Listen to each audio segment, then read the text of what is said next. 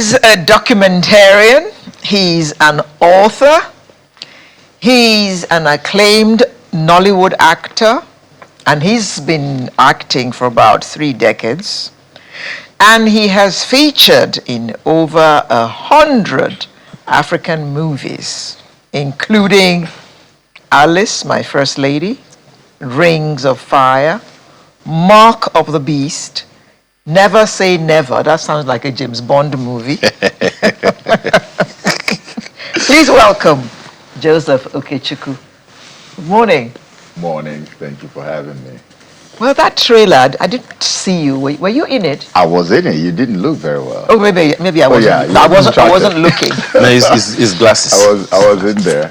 Yeah. Yeah, I need to add yours to mine. Good to have you with us. Thank you. Thank you. Let's start at the very beginning. Okay. How did you get into Nollywood? Okay, so I just turned 50 on the 4th of February, right? And part of my story, when I was telling the story of my how I started, was letting them know where it all began. It started from befriending a fellow Nollywood actor who was a big star then. Mm-hmm. His name is Bob Manuel Udoku. Oh, okay. All right. That's a boy. Yeah, that's a boy. So I was a marketer then, and then we became friends, and then. Ah, so I'm local. Well, yeah. This is an old This is my first movie. lady. This is probably one of the most popular. I mean, all over the place. That's what you're watching. Is that Ireti? No, that's Patience Ozoko. Okay. Yes. Okay, that's yours truly. That's a young Joe Okechukwu. Yes. So it was Bob Manuel. That's where it all started from. So I used to come to Bob Manuel's house, and then I'll be criticizing some of the things I would see in the movies. I'm like, Bob, why is this person acting like this? In fact, look at this one praying. If somebody tells you that somebody woke up from the dead after this kind of prayer, will you believe it? So I was so used to always critiquing the whole stuff. So one day Bob Manuel just looked at me and he said, Joe, you have all that it takes. Why don't you just come in and join us? And do it. I've continued to do it. That was it. And like joke, he invited me to an audition at Hint Magazine headquarters. Jodo, remember Hint? Yes, yes. Yes, Hint. at Ojodu. And I attended. The title of the movie was Millionaires Are Saints. That was the title. That was the first movie audition I attended in my whole life. And it was Bob that invited me. When I went there, I was there. I came there with so much gravitas, so much, I was like... Confidence. Yeah, so much confidence. Like, let me just go and do that thing and show them that I can do it. Man, I failed the audition. Show them. Failed the audition. Let me show them how to do it. How to do it. Because Bob had already told me now. You give him confidence that, oh, Joe, you have what it takes. Come. I went there to go and show them how to do it. I failed audition. And I came so fast. Cut you down to the side. They didn't even let me. It was so fast. I got angry. I'm like, these people, I'm already making money as a marketer. I can't do this anymore. Bob laughed at me. He said, bros, calm down. We all went through that. If this is your industry, calm down. I mean, I took a break, and then I later came back again, and then went to do the next audition, and then I passed the audition. And that was where the journey began. Then we had Rituals, Mark of the Beast, Karishika, Part 2, and all. That was just how it started for me. Cool. And as soon as I went in, I felt like I was home. Well, did you also study veterinary medicine? Because Alera is going to ask you that one anyway. How? I mean, because... What did you study? So I studied filmmaking. Okay. And I'm currently now studying... Related. Yeah. For once. Yeah, I studied filmmaking at the New York Film Academy, okay? Universal Studios in LA. And I'm currently also studying communications. I'm almost done with that. I'm taking it also to PG. I kind of love communication studies a lot. Okay, so that's my background in terms of academics. Now, since you got into Nollywood, Yes. you see I put it in inverted commas, we'll come back to that. Yes. Was there a culture shock for you? Interesting question. Okay, so there was a little bit of a culture shock because I was doing something else. I was a very, very, very successful marketer. I was a sales rep, and companies were looking for me all over. In fact, a company had to poach me. There's a company called Eurodix. Poached me from where I was because I was bringing in so much money to the company that I was working for. And so when I was going into the industry, I was going into a totally different terrain. The only thing I had as a connection to the industry was my instinct that told me that, look, you belong here. But other than that, everything around me was in the marketing aspect. But the moment I went in, that culture shock hit me only once. And afterwards, that was why I took a break when I failed the audition. Reality check. Reality check. No.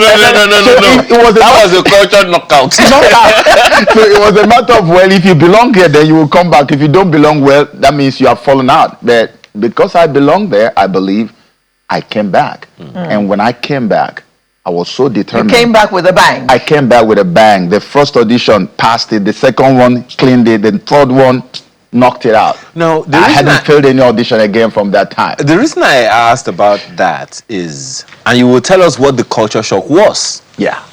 There are many who, like you, are doing exceptionally well in the wrong industry right now. Yeah. I need to come home or go home. So, first of all, what was it that shocked you in the culture? Is it because you were already doing very well, very comfortable in your field, and then you now had to come to a place where they said, "Oh, guy, you are a non-starter," or was it something about the environment? What was it really? So it was a combination of virtually all of that. All right, I was already doing well in a different industry, completely at parallel with this one, totally different. Why did you then switch? So it was Bob Manuel. That's why I told you the story. Ooh, I was a marketer. I used to go and give the guy gifts from my company. We were importing all kinds of stuff, air fresheners, toothbrushes.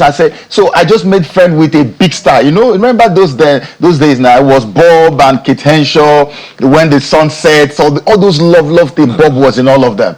So he was like the king. Like when you were with Bob, if I told people that I met Bob Manuel, they would be like, "Whoa, really?" I said, "He's my friend." You know, so I was giving him gifts, and then we became close, and then I started, critiquing all these things. And then the guy challenged me. I took it, first of all, as a challenge, even though I'd always known there was something a little artistic, cinematic about me. But, because growing up, I used to entertain everybody in the house. That's what my mother said. When my mother found out that I was in the industry, she said, "I don't think I'm surprised."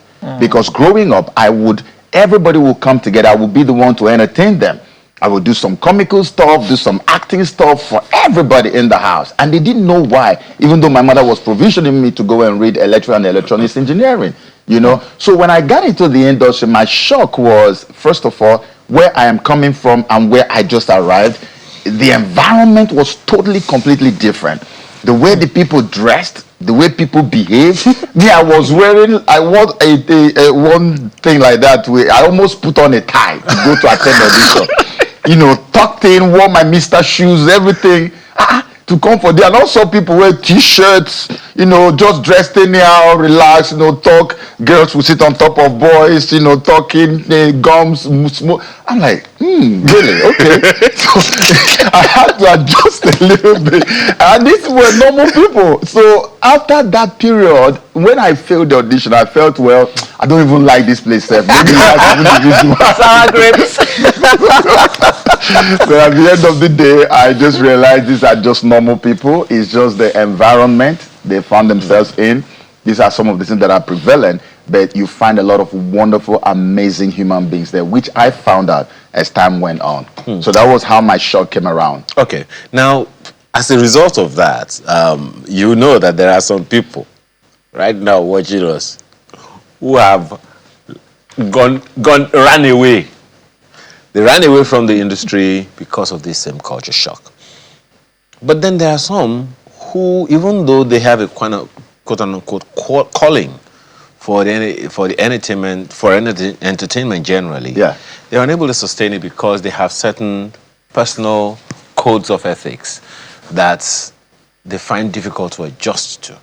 Yeah. Do you see a need for some changes in the industry? As you said, they are normal people and all of that, but perception is another thing altogether. Yes. Do you see a need to make some adjustments so that can probably improve the image of the industry? Or you think it's okay the way it is?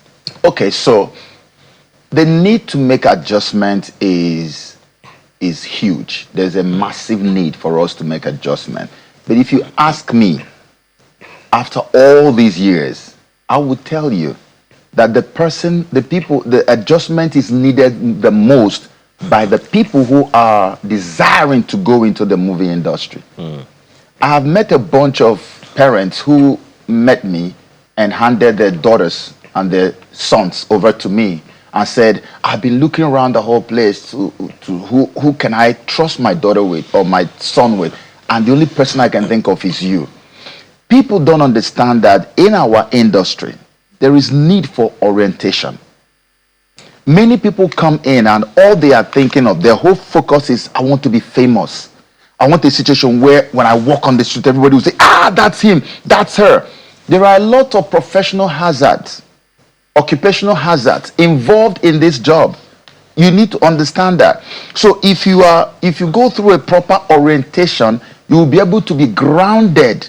So many people, you've heard it, and there's no need hiding it.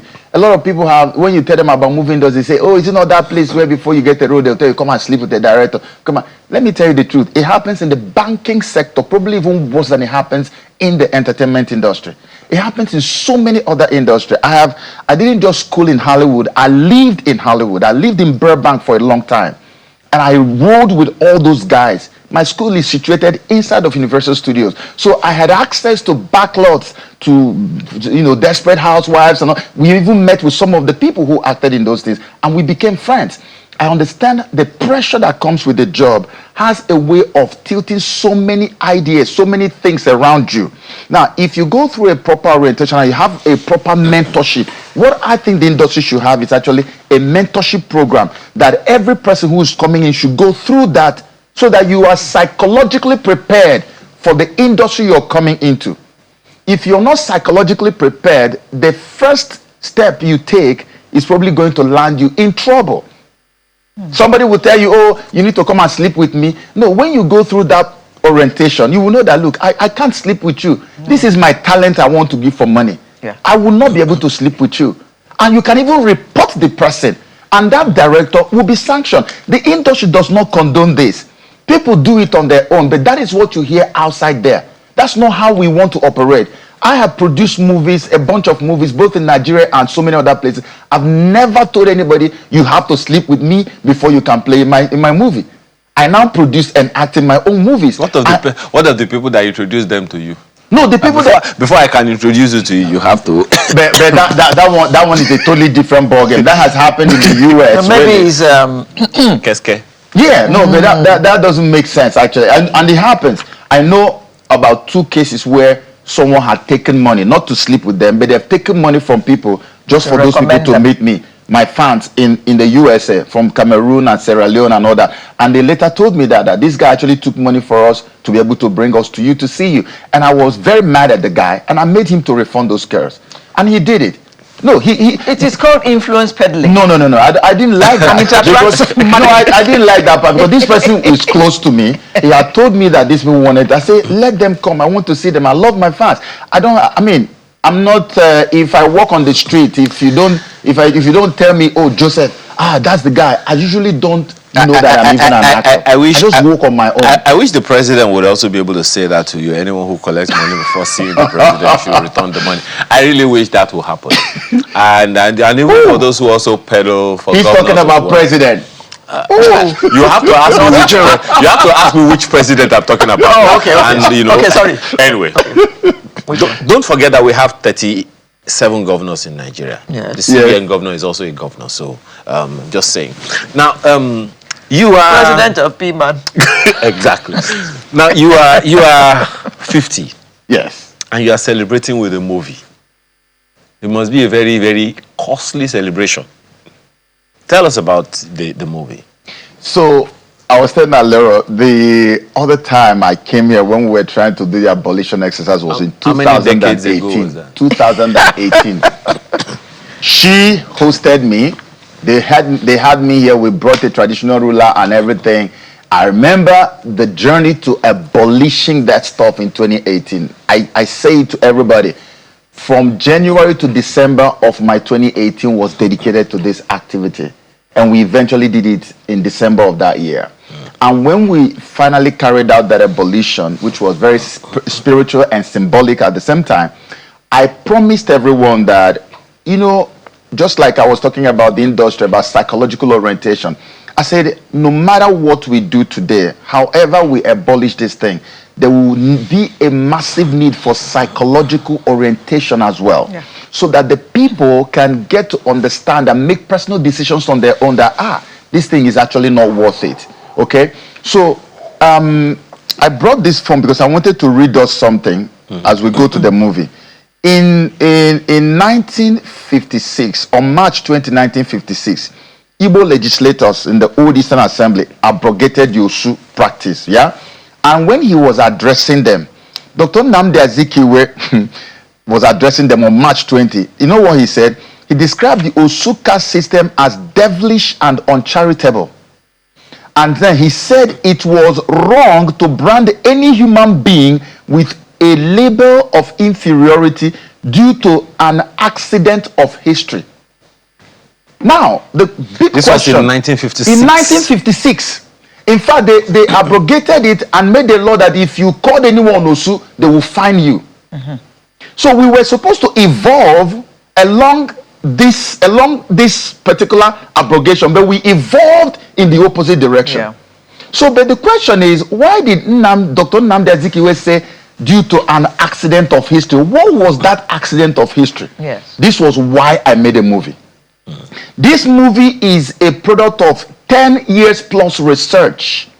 And I was careful to make sure that I carried everyone along. Dr. and Chief Peter Dochie today is one of the custodians of Igbo culture. So I first of all said, I am never going to tell anyone that I'm producing a movie until he had read the script and given a pass on it. So I sent the script to him. After about 1 week, he got back to me and he called my name and he said, congratulations, 5 times. He said in all his 15 years in this business, he had not seen anything so perfectly written and that everything lines up well. That was when I declared to everybody, I said, we are ready for the show. I began to call people, everybody. And culturally, we passed. That was it. So this movie is going to answer the question of what is the accident of history in that history. Because during that time, Osu caste system stemmed from transatlantic slavery. Why Nnamdi Azikiwe say accident was that these our people were the normal freeborn like you and I and so many of us today who ran into the shrine, the evil forest, to run away from the slave collaborators from being captured.